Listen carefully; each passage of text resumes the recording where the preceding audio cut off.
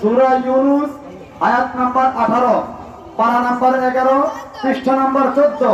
আল্লাহ বলেছেন, কুল বিফাদলিল্লাহি ওয়া বিরাহমাতিহি ফাবিযালিকা ফালইফরাহু। ইয়া রাসূলুল্লাহ, আপনি বলে দেন, বিফাদলিল্লাহি, যারা আমি আল্লাহর পক্ষ থেকে ফজল, করুণা, দয়া পেয়েছে, ওয়া বিরাহমাতিহি, এবং রহমত পেয়েছে, ফাবিযালিকা, তারা যেন সেই করুণা ফজলের কারণে তারা যেন ফালইফরাহু, আনন্দ উৎসব পালন করে। যেরকম সুবহানাল্লাহ। আমরা আনন্দ উৎসব করেছি, এই ঘোষণাকার আল্লাহ, এই নির্দেশনাকার আল্লাহ। আল্লাহ বলেন ফালইফরাহু, এই রহমতিহি, রহমত দ্বারা নবী মুহাম্মদুর রাসূলুল্লাহ সাল্লাল্লাহু আলাইহি ওয়াসাল্লাম। ঠিক না ঠিক?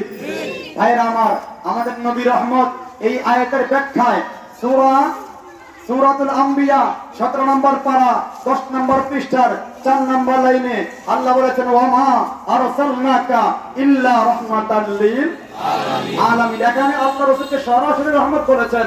ইয়া রাসূলুল্লাহ, আমি আপনাকে কি রহমত করে দুনিয়াতে পাঠাই নাই? আমার নবী রহমত। আমাদের এই বিষয়ে কোনো সন্দেহ আছে?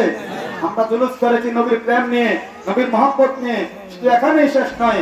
যখন যেখানে আমরা দরবারের মুরিদান, এই দেশ পীর আউলিয়া দেশ, কোন জঙ্গিদের কাছে আমরা এই দেশ ভাড়া দেই নাই। কথা বলেন ঠিক কিনা? যদি কেউ বলে জুলুস শুরু যেখানে, লাশ পড়বে সেখানে, তোদের ভাগ্য বলে এটা কুমিল্লা না, তোরা বাইচে গেছো।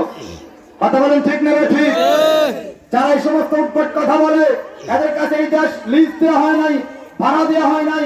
এই দেশ বাবা শাহজালালের দেশ, এই দেশ শাহ মাকতুম রূপুসের দেশ, এই দেশ শাহপুরানের দেশ।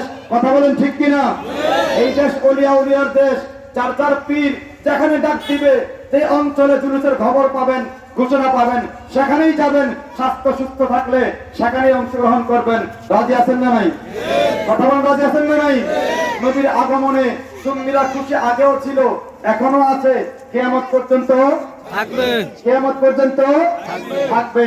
আমি আর কথা বাড়াইলাম না। এই মুহূর্তে সংক্ষিপ্ত কথা বলার জন্য আমি অনুরোধ করবো আমাদের জুনাসার পূর্ব বারাত মসজিদের সম্মানিত খতিব জনাব হযরত মাওলানা আনোয়ার হোসেন সাহেব।